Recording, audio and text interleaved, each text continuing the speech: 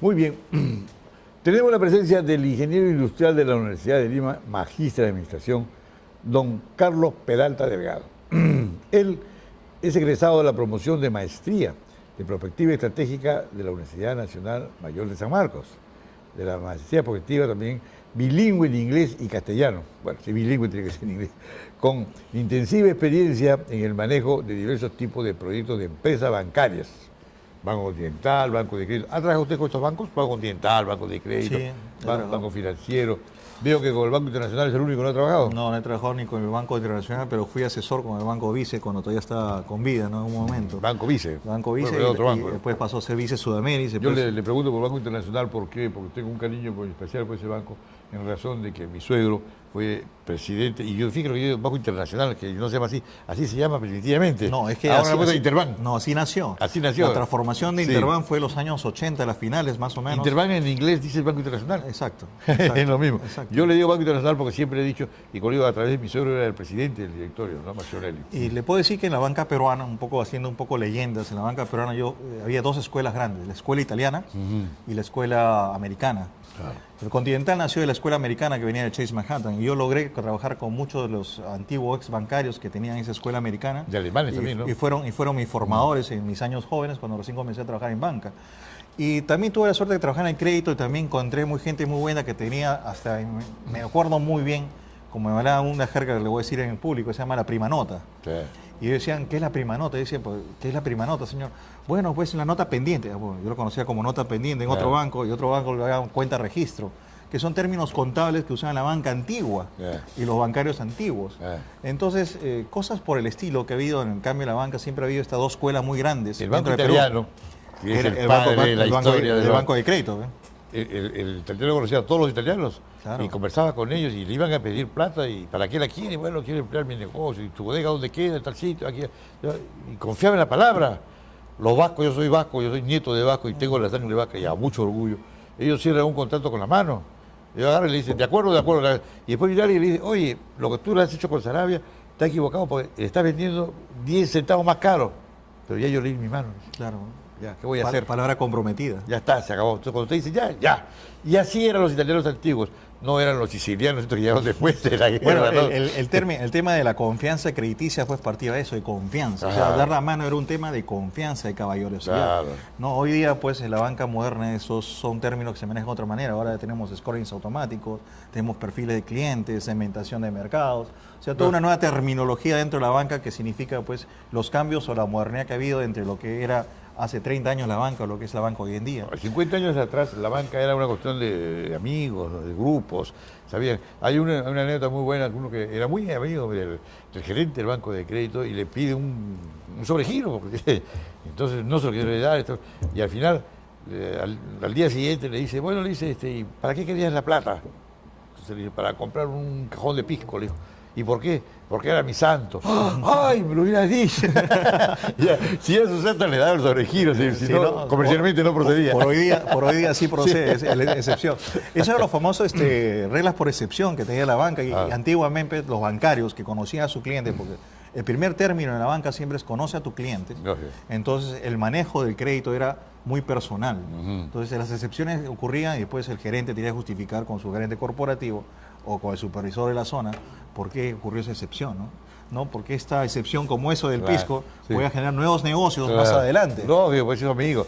Acá hay una excepción en ese caso, mire, hay una ciudad, una parte de la ciudad, digamos, que la punta, le voy a donde hay un solo banco, no hay más. Y una señora Aurelia, estuvo 25 años ahí de administradora y ella conocía a todo el mundo. Usted iba a hablar con ella, estaba hablando de un negocio y entraba uno, hola, oye, tu letra, ya sabes, pasado mañana se ve, así, oye, tal, oye, qué bien, oye, el fulanito que me recomendaste, que conocía a todo el mundo, sabía a todo el mundo. Un día el banco, por esas cosas que tiene, o le lomo cambiarla, ¿no? Se levantó en pie de guerra a la punta. Hicieron un formulario, firmaron todos y dijeron, si se mueve Aurelia de acá, cerramos la cuenta y nos vamos al Callao. Imagínese. Tuvo 25 años de administradora. Imagínese. Regresó inamovible. ¿Sabe cuándo salió? Cuando se jubiló. A la jubilación. A la jubilación salió. recién. Y me daba risa, porque usted estaba hablando con ella. Y me dice, oye, espérate un momentito. Oye, sinvergüenza, tu letra. Que ya hoy día vence, pues, y nada. No, si vengo a pagar. Ah, estás atento a pagar. Ah, digo, pagar antes. Pues ya, pasa. Era tremendo. Y eso ocurría porque antiguamente los bancos, y bueno, todavía hoy día, los cierres de mes son cierres terribles porque todo el mundo tiene que poner sus cuentas al azul. Claro. Para no pasar el balance de la agencia en rojo. Sí. Y obviamente eso sí ya se ha automatizado. Y si hacemos un poco lo que es mi negocio ahora, que llamo la prospectiva, que es ver, yo veo el pasado, que es la retrospectiva, y veo la prospectiva en el futuro. La tecnología pues ha hecho un cambio vertiginoso en lo que es el manejo de relaciones comerciales, relaciones tecnológicas y relaciones personales, ¿no? Y es por eso, don Enrique, yo agradezco la invitación y poder un poco divulgar esta nueva herramienta social que es la prospectiva, que muy poca gente la conoce. Y le cuento una anécdota. Nosotros hemos formado una empresa que se llama Musuchay Consultores en Prospectiva. Musuchay. Musuchay es una palabra quechua que significa renacer. Porque nosotros queremos renacer el manejo de las empresas de una manera ¿de dónde? Partiendo de su presente, conociendo sus fortalezas y debilidades, que es parte del planeamiento estratégico, para poder proyectar hacia el futuro y conocer el escenario del futuro. Y le cuento la anécdota, ¿por qué? Porque justo en el momento que estamos en registros públicos haciendo la reserva de nombre, voy a registros públicos y digo, señor, mi escritura, y el señor registrador pues, puso Musuchay, ¿no? Consultores en perspectiva. Claro. Entonces yo le digo, doctor, abogado, ¿por qué me ha puesto usted muy pareciera a mí. Consultores en perspectiva? Claro. Entonces le digo, no, yo soy consultores en prospectiva. Claro, no, es que yo no conozco la palabra, señor Mami, lo estaba haciendo un favor porque estaba arreglando la palabra. Imagínese. Entonces le digo, el ignorante es usted, no yo. Señor, discúlpeme, pero usted me va a hacer pagar otra vez una modificación por un error que usted no conoce qué significa perspectiva. Si no conoce, pregunte, pues. Exacto. Entonces, le cuento la anécdota porque así como teníamos este pequeño problema que surgió en registros públicos, bueno, hay muchas personas alrededor que no conocen lo que es la prospectiva. Es una nueva ciencia social que viene de hace 50 o 60 años, no viene más, donde los avances tecnológicos han influenciado mucho en conocer algo. ¿Cuál es el futuro? Pero el futuro, pues, no solo no somos gurús, ni tenemos una bola de cristal, ni tenemos nada, ni tenemos nada, ni tenemos la ouija, ni el turbante para poder decir, bueno, señor, mañana usted va a estar muy bien de salud, usted se va a ganar la tinca y usted se va a ganar la polla. No, eso es mentira, eso no es la prospectiva. La prospectiva realmente es a través del consenso de los expertos conocedores en los temas, mediante toda una metodología de trabajo que se hace a través de dos tipos de escuelas, la escuela inglesa y la escuela francesa, de donde viene la prospectiva y el foresight en la parte inglesa. Entonces, nace esta tecnología con la cual nosotros podemos anticiparnos y diseñar un escenario futuro en el cual nosotros, sabiendo qué es el escenario futuro que va a ocurrir, recién ahí hacer lo que conocemos muy bien y que a veces no hacemos bien, que es el planeamiento estratégico. Porque el planeamiento estratégico no es nada más que la construcción paso a paso como una escalera hacia un futuro que queremos, ¿no? Y es por eso que hay un triángulo muy lindo, que lo dice un autor, Miklos Tello, que tiene un libro que se llama La Prospectiva Estratégica, y este es un autor mexicano donde tiene toda una metodología y dice, bueno, primero, si tú conoces el futuro, te puedes anticipar, y si te puedes anticipar, puedes tener acción, y si conoces la acción, ya puedes hacer la retroalimentación, que es el cambio. Entonces nosotros, que nos llamamos ahora prospectivistas, queremos justamente eso, generar cambio, y para generar cambio estamos haciendo nuestros estudios en algunos temas. Yo, por ejemplo, estoy trayendo ahorita un tema que es la deserción universitaria, la prospectiva sobre la deserción universitaria en nuestro país, en nuestro Perú, en Lima específicamente, y ver qué acciones podríamos tomar hoy si sabemos cuál es el futuro que nos depara con respecto a estos escenarios. Este es un estudio que hemos estado trabajando con los amigos de la maestría de prospectiva y estrategia. Eso pertenece, como usted bien dijo, a la primera promoción. Sí, somos la primera promoción de prospectiva de la Universidad Nacional Mayor de San Marcos, pero para bien de nosotros los peruanos, la Universidad Mayor de San Marcos es la tercera universidad a nivel latinoamericano que tiene una maestría en prospectiva. La primera lo tiene México, en la Universidad Nacional de México, en la UNAM. ¿Y los americanos no traen? Los americanos tienen varios. Ya. Estoy hablando a nivel latinoamericano. La segunda es Colombia, que es la Universidad Externada de Colombia, que tienen ya una maestría. Me contaron por ahí unos colegas que están tratando de buscar el doctorado también. Y nosotros que estamos en San Marcos, en la maestría de prospectiva. Y también en la parte académica, hay algunos colegas como la Universidad de San Martín y la Universidad Nacional de Ingeniería están sacando diplomados en prospectiva. ¿Y foresight, la palabra foresight qué significa? La palabra foresight significa ver hacia el futuro, ¿no? Sight, vista, for, hacia el futuro, ver hacia el futuro. Pero a mucha gente a veces confunden el término foresight con el término forecasting. Claro. No, el término forecasting es proyección. Sí. Es proyección. Entonces, pero el foresight es una anticipación, es anticiparse a lo que puede venir. Con razón han puesto de la Alianza Lima al arquero que se apellida Forsyth. Ojalá que lo anticipe bien, ojalá que anticipe bien, ojalá que anticipe bien con dónde viene el disparo, ¿no? Estaremos aplicando perspectiva deportiva. Pero, bien, entonces el tema del sistema universitario, pues aquí traje un modelito, que es lo que hemos estado trabajando. Y eso sale en la pantalla. Sí, este modelito va a ser un poco las 4 fuerzas que estamos trabajando nosotros dentro del sistema universitario, y lo pongo de esta manera. Tenemos las tendencias políticas, las tendencias económicas, las tendencias tecnológicas y las tendencias jurídicas. Son 4 caballos de fuerza que están jalando todo el sistema universitario por todas partes. Y en el medio yo tengo el sistema universitario, tengo los alumnos, los docentes, la administración, la organización y obviamente un ciclo administrativo, porque al final la universidad es una unidad de negocio, Claro. donde el insumo principal son la intelectualidad de los estudiantes y el producto final viene a ser el profesionalismo de los mismos. Pero mire que hay, perdóneme, aquí sí hay un tema que por discutir, otra vez será. Hay universidades como la nuestra que llevan la cultura a todo el Perú. Y hay otras universidades, que no digo cuáles, pero que son las que más cobran y no salen de Lima, porque en Lima está la plata. Y acá no se van a Huancayo, no se van a Puno, no se van a Trujillo, a Chiclayo, digamos, ya. No se van, se quedan acá. Yo creo la mamadera. que... Pero uno que lleva así cultura al pueblo, al todo el Perú, lo critica, no hay profesores, todo es malo. Ellos son los que chupan la sangre, ellos son los únicos que deben de existir. Eso está mal. En esa parte es un poco lo que usted está haciendo, es una buena descripción de lo que es realmente una inclusión.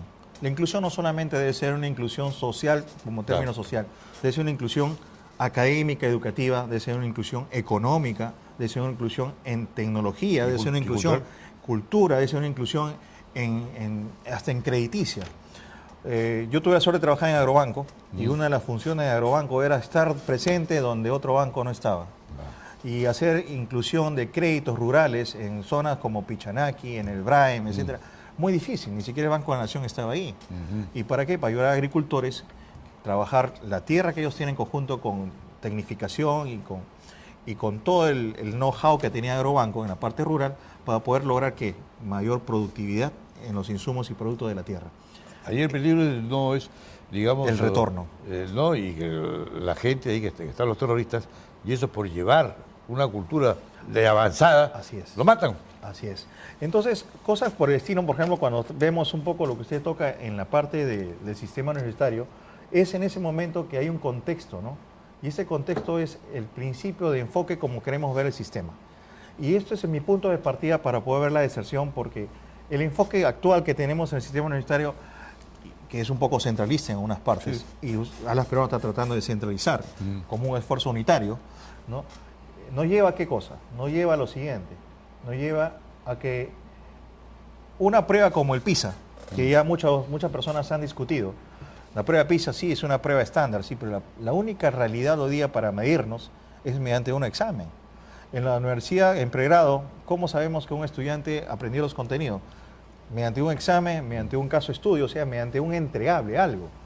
Realmente ahora, para podernos comparar con países, tenemos el PISA y el PISA, que es un programa internacional de asesoramiento para los estudiantes, para poner una traducción, está logrando que nosotros en estos 3 años hemos logrado ciertas mejoras, pero estamos siempre muy por debajo de países hermanos, como Chile, como Uruguay, como México. Y la realidad, yo no creo que los profesionales mexicanos, los profesionales uruguayos, o los profesionales argentinos, o los chilenos sean mucho mejores que los profesionales peruanos. Entonces, ¿dónde está la connotación? ¿Dónde está el problema? Y el problema está en que cuando recibimos a nuestros chicos jóvenes, 18 y 17 años en universidades, la universidad hace un esfuerzo muy grande por nivelarlos. Muy grande por nivelarlos. Y es donde perdemos tiempo, en vez de ir de frente a contenidos específicos, contenidos académicos, y ahí ocurre una de las primeras causas de la deserción. Una de las primeras causas.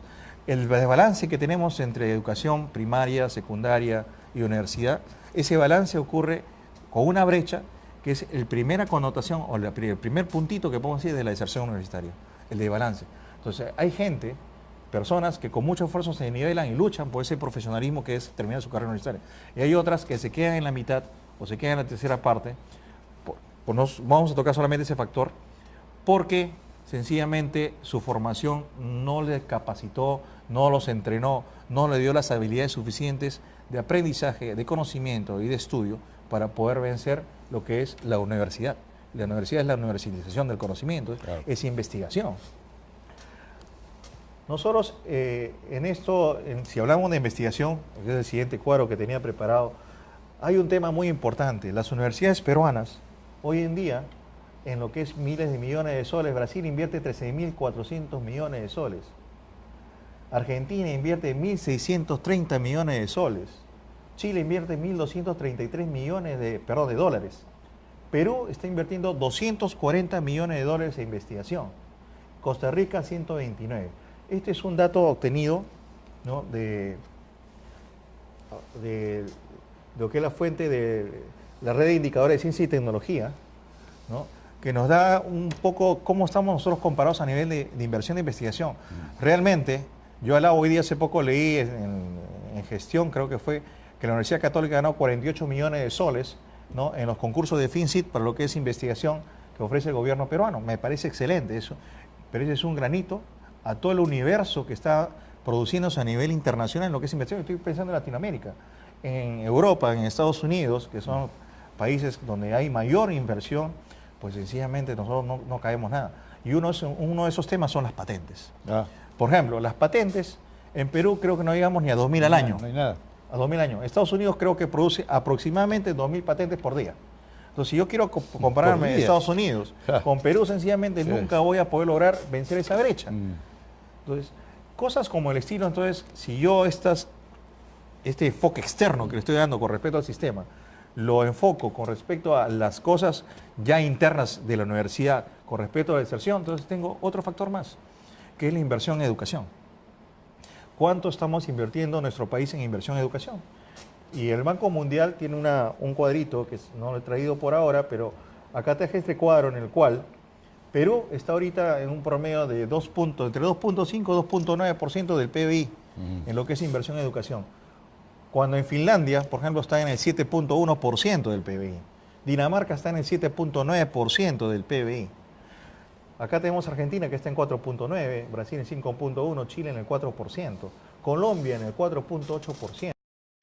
Nosotros realmente estamos, en vez de ir creciendo nuestra inversión en educación, según lo que dice la tendencia del Banco Mundial, que ha hecho un análisis tendencial del año 2001 hasta el 2011, estamos en caída y en retroceso. Perdóneme, le quiero hacer un acápice. Claro que sí. Acá ya hace 2 años hubo un tremendo revolú y la universidad, precisamente la UPC, fue una de las que más movió porque la Universidad Alas Peruanas invitó a la Comisión de Educación del Congreso a Finlandia.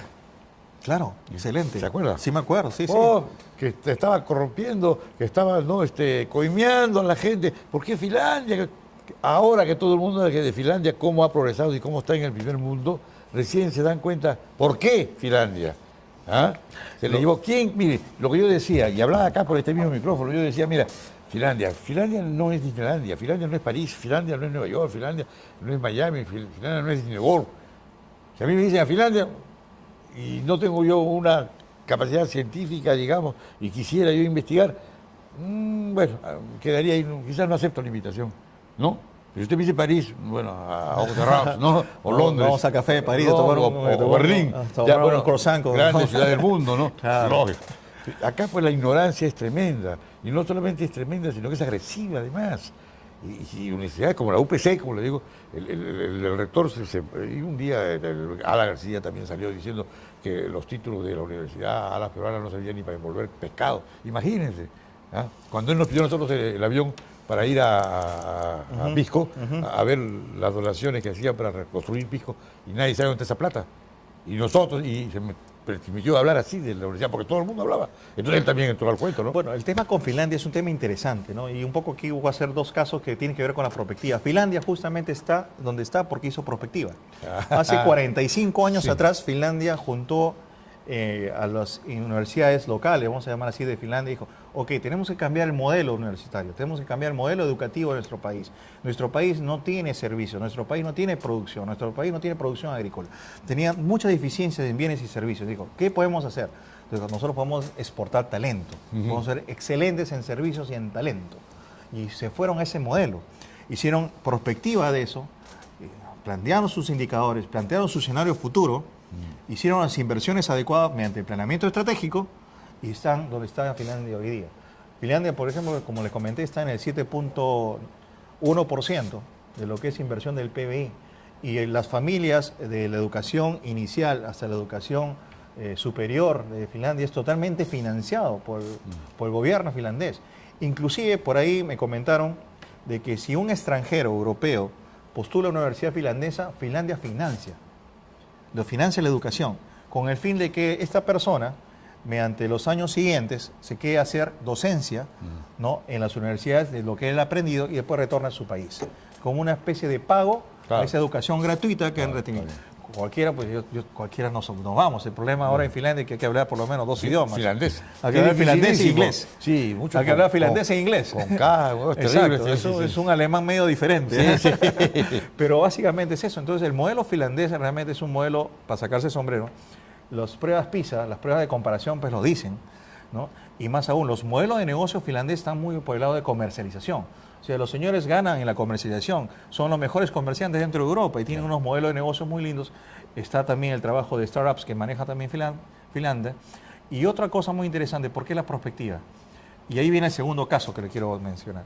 Justamente una empresa americana como la Shell aplicó la prospectiva en los años 70. Usted se acordará pues el famoso año 74, cuando la OPEP subió el barril de petróleo de $1 a $100, que fue un caos a nivel internacional. Terrible.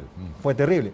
Y de ahí esa época se pensó mucho que la gasolina se iba a acabar, que ya los motores de gasolina se iban a tener que transformarse en otro tipo de tecnología, que inclusive me acuerdo que un profesor que yo tenía en secundaria me decía, cuando tú terminas tu universidad, tú de repente no vas a poder comprarte un carro porque ya no va a haber gasolina. Fíjense cómo eran los pronósticos en aquellos años a lo que hice. Bueno, han pasado ya muchos años de que salí del colegio, más de 30 años que salí del colegio y todavía tenemos gasolina, tenemos gas, tenemos tecnologías híbridas, o sea, pues tenemos todavía carros. Y lo que es peor, lo pagamos. Con gasolina 18 soles por galón. La gasolina más cara, no estamos en Perú. Pero a lo que voy es, ¿cómo hizo Shell para poder aplicar la prospectiva? Justamente uno de los doctores de la prospectiva del Foresight, ¿no?, Michael Skinner, con su unidad de prospectiva y de planeamiento estratégico de la Shell, hicieron una serie de escenarios futuribles, que llamamos nosotros escenarios del futuro, de lo que podía haber pasado con la gasolina, con el barril del petróleo. Y uno de esos escenarios era justamente el que decía que el grupo árabe, por lo que estaban ellos analizando en los años 60, se adelantaron como 15 años a lo ocurrido, en los años 60, y dijeron, esto es el escenario que más puede ocurrir en los 70. Y generaron pues planes estratégicos alternativos al momento. En esa época pues no teníamos computadoras, no teníamos text message, no teníamos internet, no teníamos, solamente estaba el telex. Twitter. No existe Twitter, estaba el telex, claro, ¿no?, el fax en sus incipientes, ¿no?, y los telégrafos, los telégrafos, ¿no?, el código Morse. Entonces, al momento que se genera este problema de la OPEP, el telégrafo, el telegrama, los fax, los teléfonos a nivel internacional comenzaron a sonar a todos los gerentes corporativos de Shell, y los gerentes sacaron pues su carpeta guardada con respecto al escenario y dijeron, apliquen el escenario 1, 2, 3. Comiencen a hacer. Entonces, ¿qué tenían que hacer ellos? Si el petróleo, como la comunicación iba a ser inmediata para todo el mundo, que comenzaron a comprar tierras, a comprar petróleo, a comprar derivados en adelante. Y es por eso que Shell, en los años 70, se convirtió en una potencia grande en lo que es el mercado de petróleo, donde pudo tumbar a empresas en esa época grandes como la Gulf, ¿no?, como la Texaco, que ahora se ha vuelto solamente americanas y inglesas, claro. Ingleses también. Entonces, esa fue la fortaleza de Shell.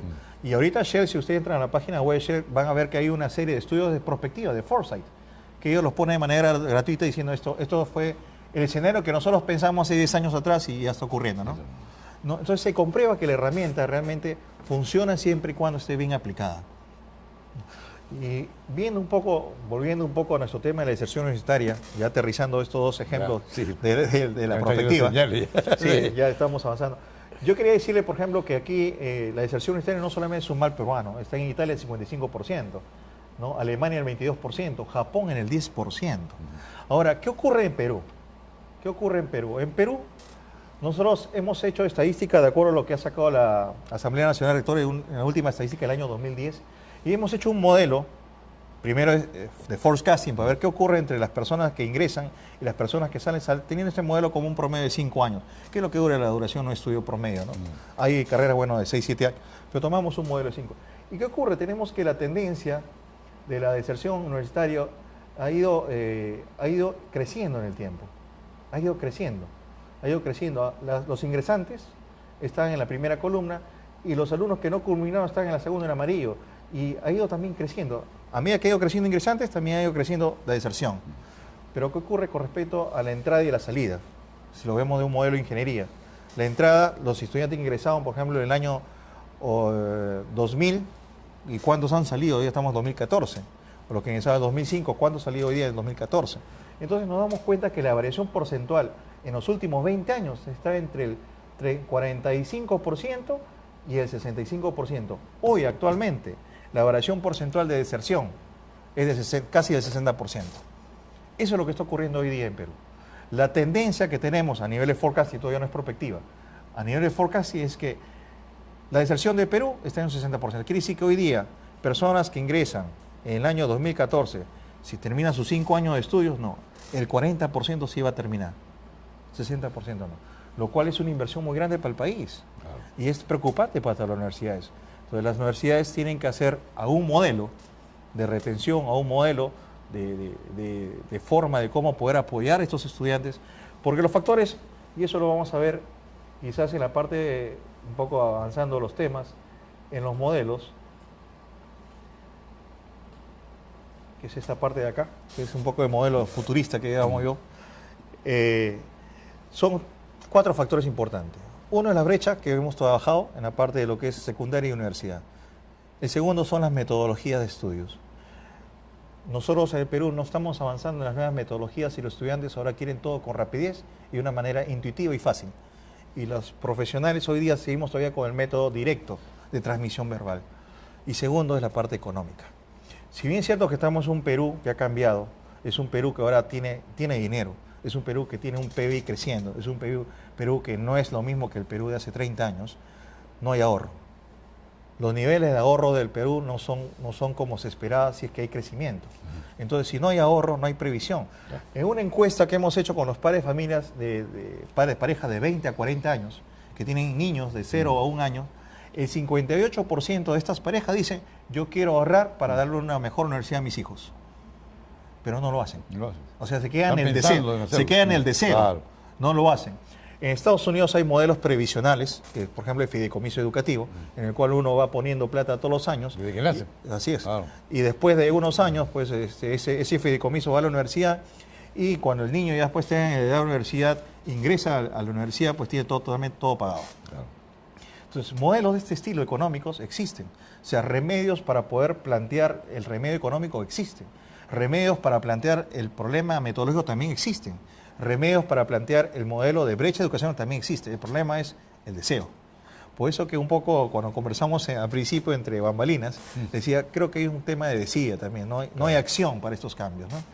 Y el modelo que nos estamos yendo en el futuro, según estas previsiones de este estudio prospectivo, es que vamos a estar siempre en lo mismo de siempre. O sea que los drivers políticos y sociales del Perú van a estar muy bien, va a haber un buen clima social y político, ¿no? Esto es un modelo que está orientado hacia el año 2030. Pero en lo que es la parte económica y tecnológica, vamos a ir un poco negativo, o sea, nos vamos a quedar siempre muy atrasados. ¿Por qué? Justamente por los niveles de inversión. Porque no vamos a invertir en tecnología, porque no vamos a invertir en cambio. En investigación. En investigación. Lógico. O sea, si solamente investigamos estos 2 ejes, estamos yendo a un eje que es lo mismo de siempre. Bueno. Cuando nosotros queremos no ir a ese eje, tenemos que ir a un eje donde un escenario todo positivo donde la deserción que está en 60 pues vaya a un 8%, que baje. Un 9%, un 10% como japonés. Que baje y que suba la investigación. Así es, claro. Así es. Muy bien, bueno, ha sido muy interesante su presentación. Veo de que acá hay todavía mucho por hablar. Hay mucho por hablar. Creo que más adelante vamos a volver a reunirnos para conversar con esto. Encantado. Ya, y me encanta el tema porque es una cosa muy interesante para la universidad actual. Más nosotros que tenemos este problema, como lo dice usted, muy bien dicho, somos una universidad de inclusión, ¿no? Tenemos que ver la perspectiva a mayor razón, porque si no ve el futuro, no ve la historia. Tratemos de poder ver el curso de perspectiva para los chicos de Perado, ¿no? Así es. Muy bien, le agradezco su presencia. Encantado. Y le vamos a pausar la voz porque vamos a seguir conversando. Esto es muy extenso y lamentablemente el tiempo... Sí, pues, siempre el tiempo gana. No gana. Muy bien. Muy amable. Lo veo por acá. Gracias. Encantado. Gracias. Hicieron un formulario, firmaron todos y dijeron, si se mueve Aurelia de acá, cerramos la cuenta y lo vamos a callar. Imagínese. Tuvo 25 años de administradora. Imagínese. Regresó inamovible. ¿Sabe cuándo salió? Cuando se jubiló. A la jubilación. A la jubilación salió recién. Y me daba risa, porque usted está conversando con ella. Y me dice, oye, espérate un poquito. Oye, sinvergüenza. Tu letra. Que ya hoy día vence, pues, y nada. No, si vengo a pagar. Ah, estás atento a pagar. Ah, si vengo a pagar antes. Pues ya pasa. Era tremendo. Y eso ocurría porque antiguamente los bancos, y bueno, todavía hoy día, los cierres de mes son cierres terribles porque todo el mundo tiene que poner sus cuentas al azul. Claro. Para no pasar el balance de la agencia en rojo. Sí. Y obviamente eso sí ya se ha automatizado. Y si hacemos un poco lo que es mi negocio ahora, que llamo la prospectiva, que es ver, yo veo el pasado, que es la retrospectiva, y veo la prospectiva en el futuro. La tecnología pues ha hecho un cambio vertiginoso en lo que es el manejo de relaciones comerciales, relaciones tecnológicas y relaciones personales, ¿no? Y es por eso, don Enrique, yo agradezco la invitación y poder un poco divulgar esta nueva herramienta social que es la prospectiva, que muy poca gente la conoce. Y le cuento una anécdota. Nosotros hemos formado una... Lo hubiera dicho. Si a Susana le daba el sobregiro, si no, comercialmente no procedía. Por hoy día sí procede, es excepción. Eso eran los famosos reglas por excepción que tenía la banca. Y antiguamente los bancarios que conocían a su cliente, porque el primer término en la banca siempre es conoce a tu cliente. Entonces el manejo del crédito era muy personal. Entonces las excepciones ocurrían y después el gerente tenía que justificar con su gerente corporativo o con el supervisor de la zona por qué ocurrió esa excepción, ¿no? Porque esta excepción como eso del pisco puede generar nuevos negocios más adelante. No, pues eso, amigo. Acá hay una excepción en ese caso. Mire, hay una ciudad, una parte de la ciudad, digamos, que da el punta, a donde hay un solo banco. No hay más. Y una señora Aurelia, estuvo 25 años ahí de administradora y ella conocía a todo el mundo. Usted iba a hablar con ella, estaba hablando de un negocio y entraba uno, hola, oye, tu letra, ya sabes, pasado mañana se ve, así, oye, tal, oye, qué bien, oye, el fulanito que me recomendaste, que conocía a todo el mundo, Un día el banco, por esas cosas que tiene, o de lobo cambiarla, ¿no? Se levantó en pie de guerra a la punta y ellos cierran un contrato con la mano. Y yo agarro y le dice, de acuerdo. Y después viene alguien y le dice, oye, lo que tú le has hecho con Sarabia está equivocado porque le estás vendiendo 10 centavos más caro. Pero ya yo leí mi mano. Claro. Ya, ¿qué voy a hacer? Palabra comprometida. Ya está, se acabó. Entonces, cuando usted dice ya. Y así eran los italianos antiguos. No eran los sicilianos, estos que llegaron después de la guerra. Bueno, el tema de la confianza crediticia fue partida de eso, de confianza. O sea, dar la mano era un tema de confianza, de caballerosidad. Claro. No, hoy día, pues, en la banca moderna, esos son términos que se manejan de otra manera. Ahora tenemos scorings automáticos, tenemos perfiles de clientes, segmentación de mercados. O sea, toda una nueva terminología dentro de la banca que significa, pues, los cambios o la modernidad que ha habido entre lo que era hace 30 años la banca o lo que es la banca hoy en día. 50 años atrás la banca era una cuestión de amigos, de grupos, ¿sabían? Hay una anécdota muy buena, uno que era muy amigo del gerente del banco de crédito y le pide un sobregiro, porque entonces no se lo quiere dar, y al final, al día siguiente le dice, ¿y para qué querías la plata? Entonces le dice, para comprar un cajón de pisco, le dijo. ¿Y por qué? Porque era mi santo. ¡Ay! Muy bien. Tenemos la presencia del ingeniero industrial de la Universidad de Lima, magíster de administración, don Carlos Peralta Delgado. Él es egresado de la promoción de maestría de Prospectiva Estratégica de la Universidad Nacional Mayor de San Marcos, de la maestría prospectiva también bilingüe en inglés y castellano. Bueno, si bilingüe tiene que ser en inglés, con intensiva experiencia en el manejo de diversos tipos de proyectos de empresas bancarias. Banco Continental, Banco de Crédito. ¿Ha trabajado usted con estos bancos? Banco Continental, Banco de Crédito, Banco Financiero. Veo que con el Banco Internacional es el único que no ha trabajado. No he trabajado ni con el Banco Internacional, pero fui asesor con el Banco Vice cuando todavía estaba con vida, ¿no? En un momento. Banco Vice. Banco Vice, bueno, otro banco, y después pasó a ser Vice Sudamérica. Yo le pregunto por Banco Internacional por qué, porque tengo un cariño especial por ese banco.